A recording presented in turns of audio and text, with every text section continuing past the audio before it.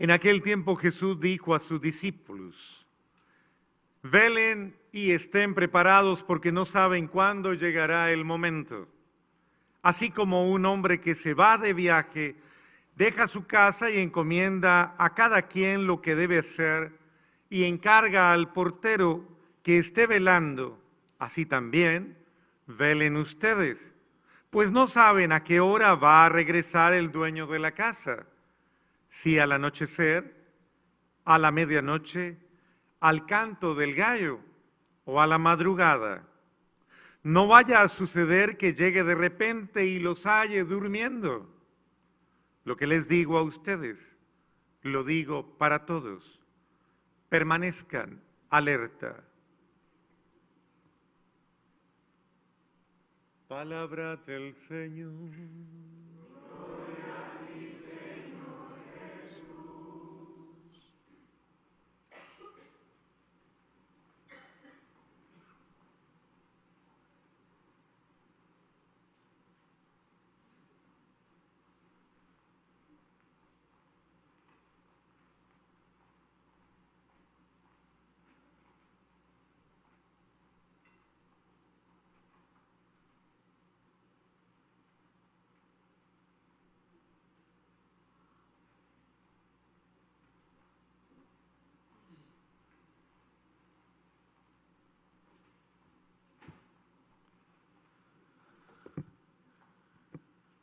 Hace una semana estábamos concluyendo nuestro tiempo o el año litúrgico, que como bien sabemos terminamos con el domingo de Cristo Rey. Hoy estamos iniciando un nuevo año litúrgico que tiene unas características bien especiales. El primero, quizá aún no lo vamos a notar, pero sí ya en el tiempo litúrgico del tiempo ordinario vamos a darnos cuenta, vamos a seguir el Evangelio de Marcos. El Evangelio de Marcos lo vamos a seguir durante todo el año. Es un evangelio sumamente simple, pequeño, es el más corto de todos, pero es el que tiene los elementos más fundamentales de la vida de Jesús. Se dicen, ya los estudiosos bíblicos dicen que es el evangelio que muestra los detalles como más auténticos del Señor. Es el primer evangelio escrito. Entonces ese es un elemento muy importante que vamos a vivir en este año. Aunque aún ahora en Adviento pues no vamos a leer, y en Navidad no vamos a tomar de manera continua los textos, sino que durante este tiempo de Adviento vamos a leer 4 evangelios. Los 2 primeros domingos leeremos el Evangelio de Marcos, luego leeremos el Evangelio de Juan y el último domingo de Adviento leeremos el Evangelio de Lucas. Haremos una mezcla de evangelios que nos van llevando poco a poco al acontecimiento de Navidad. Y en Navidad, sobre todo después, en tiempo de Navidad, vamos a leer muchísimo, sobre todo Lucas también, pero vamos a leer Juan. El Evangelio de Juan se lee muchísimo, sobre todo en Navidad y en Pascua. Y como les decía, al iniciar hoy el tiempo de Adviento, de este primer domingo de Adviento, la Iglesia nos regala esas 4 hermosas lecturas. La primera del libro de Isaías. En los estudiosos de estos temas bíblicos, aunque nosotros, pues muchos, quizá los sacerdotes, muchos de ustedes de pronto hemos estudiado algo de la Biblia, en la Iglesia hay biblistas, personas que se dedican toda la vida a estudiar y a profundizar la Biblia. Y ellos nos han dicho que el evangelio, el texto de Isaías es un texto que tiene como, en toda su composición, se escribió como en varios momentos, ¿no? A este momento, capítulo 63, le llaman el trito Isaías, o sea, como el tercer Isaías. Es un Isaías escrito bien adelante, ¿no? Después de un acontecimiento por allá del siglo VI antes de Cristo que le sucedió a los judíos, que se llamó el destierro. Cuando vuelven, retoman un poco esa experiencia del profeta Isaías, y uno de sus discípulos, una persona muy cercana a su espíritu, ya no estaba Isaías con toda seguridad, pero retoma esas ideas de Isaías. Pero mientras que el primer Isaías tenía la fuerza, tenía su confianza y la perseverancia en el pueblo de Israel, que este pueblo era fiel al Señor. Y como era fiel al Señor, este Dios o Dios Yahvé lo acompañaba en todas sus batallas. Y entonces al comienzo pues vencían en todas las batallas. Y entonces decían, claro, Dios está con nosotros. Cuando escriben este Isaías, ya no están, ya seguramente en esta época aún no tienen el templo de Jerusalén. Ese templo lo había destruido Nabucodonosor, el rey Nabucodonosor en el 587. No tenían los grandes ejércitos, no tenían la fuerza donde ellos decían, ahí está Dios. Entonces, y claro, en el templo de Jerusalén había un lugar donde ellos colocaban las tablas de la alianza, donde decían, ahí está Dios. Y entonces, obviamente, ya Dios no está tan cercano a ellos. Y entonces ellos empiezan a decir, no es en la fuerza humana, no es en la capacidad humana donde está, no es en la capacidad de los ejércitos de Israel donde está la presencia de Dios.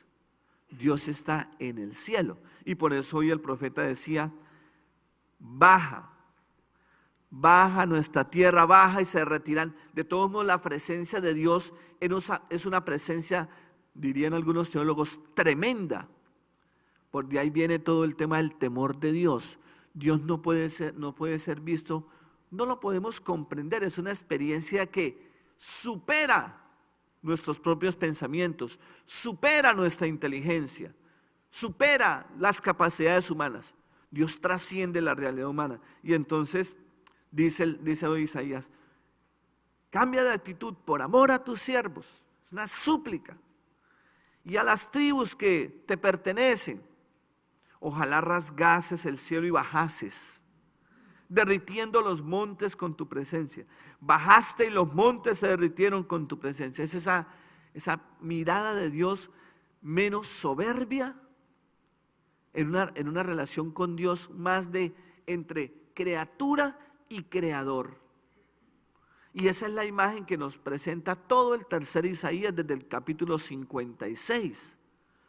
Una imagen un Dios frente al cual mi corazón y yo mismo me debo postrar, y lo insiste varias veces Isaías. Y reconoce el pecado, reconoce su fragilidad. Capítulo 63 del profeta Isaías. Luego el Salmo 79, Señor, Dios nuestro, restáuranos, una vez en el Salmo 79, que brille tu rostro y nos salve. O sea, que brille tu rostro es una de las imágenes que utiliza el Antiguo Testamento una vez más para mostrar la grandeza de Dios, para mostrar cómo nuestros ojos no son capaces de ver a Dios, ni nuestra mente es capaz de comprender a Dios. Y la segunda lectura que hemos leído hoy, que es ya de la carta del apóstol Pablo a los Corintios, Pablo le muestra lo que el Señor nos trajo. Estos días hemos venido hablando de esos temitas acá en una reflexión que hemos hecho en la parroquia, entre memoria y promesa, ¿no? Y aquí hay una promesa. Dice, a ustedes la gracia y paz de parte de Dios nuestro Padre y del Señor Jesucristo. Los tengo siempre presentes, le decía Pablo, ¿no? Y les recuerda a ellos lo que el Señor les ha traído. Hasta el punto que no les falta ningún don, les dice Pablo, a los que aguardan la manifestación de nuestro Señor Jesucristo. Todos los dones son posibles en Dios. Y esa es la promesa del Señor, eso es lo que nos trae el Señor a nosotros. Y creo que en esa misma actitud entonces, con esa actitud de esperar que el Señor renueve su alianza con nosotros, que el Señor una vez más se haga presente con nosotros, a veces las mismas ocupaciones, nuestros trabajos, nuestros afanes, las dificultades o los triunfos nos hacen perder esa relación con Dios. Quizá creemos que lo tenemos todo. Quizá hemos alcanzado lo que nuestra mente pensaba, pero quizá no es eso lo que Dios quiere. Dios quiere algo más. Porque quizá lo que nosotros deseamos muchas veces son cosas perecederas. Pablo nos habla del don, de un don superior. Y ese don superior es para el cual nosotros nos debemos preparar con el advenimiento del Señor Jesús en Navidad. Un don superior. No un don que lo encontramos a este nivel, sin decir solo que Dios está en el cielo. Quiero utilizar esa imagen. Es un Dios, es un don que nos invita a nosotros a mirar hacia arriba, a mirar más allá del horizonte, quizá también a mirar dentro de nosotros. Y entonces por eso el Señor nos dice, estén alerta, porque no es una cosa que nosotros podamos encontrar muy fácilmente, no. El Señor es el Señor que está viniendo permanentemente, el Señor que está bajando permanentemente. Quizá en ocasiones es un Dios silencioso, es un Dios sumamente sutil, es un Dios un poco escondido, que nos exige a nosotros estar con los ojos abiertos. En mi tierra, un poco burlándose de un trabajo que seguramente no es fácil, el de ser celador. Algunos les dicen los celaduermes, ¿sí? Los celaduermes. Bueno, Dios quiera que nosotros no seamos cristianoduermes, ¿no? O cristianos dormidos, ¿no? Con los ojos cerrados ahí medio, vamos por el mundo así como un poco nubilados, como un poco distraídos. El Evangelio nos presentaba eso, dice, estén alerta, dice el Señor, velen. Justo después de este Evangelio, con el que empezamos hoy, es el capítulo 13 de Marcos. Es el final de la tercera parte de Marcos, cuando ya él está muy cerca de Jerusalén. Y justo después de este evangelio inicia lo que se llama los relatos de la pasión, el momento crucial de Jesús. Después por allá en alguna parte, creo que es, no sé si es en Marcos, que el Señor se va y cuando les dice a los discípulos que oren, dicen que él cuando están en el huerto, recuerdan ese texto que lo leemos en Semana Santa, él vuelve y estaban dormidos. Dormidos. Entonces, ahí a nosotros nos corresponde estar alertas, atentos, velando. Ese era un trabajo que había en el tiempo de Jesús. Uno de ellos eran los pastores, ¿no? Los que velaban. Muchos velaban las ovejas, pero no era que las dejaban ahí, ellos se iban a echar una dormidita, no, tenían que estar todo el tiempo, porque la noche era el momento más peligroso, que en el momento menos esperado aparecían las bestias y se podían comer las ovejas del rebaño. Nosotros también, como cristianos, debemos estar atentos. Lo dirá Pedro también, porque creo que la lectura de hoy, la lectura del día de hoy, el sábado, que Pedro dice, el demonio anda como león rugiente buscando a quien devorar. Entonces, pendientes de nuestra propia vida, de nuestra propia historia, pendientes de nuestra salvación, velar. Yo creo que ese es un tiempo maravilloso de Adviento, el que el Señor nos regala para prepararnos, para que Él en esa Navidad nos regale el don más precioso que Él tiene. Pero debemos estar atentos, debemos estar con nuestros ojos abiertos, debe estar nuestro corazón dispuesto para encontrarlo.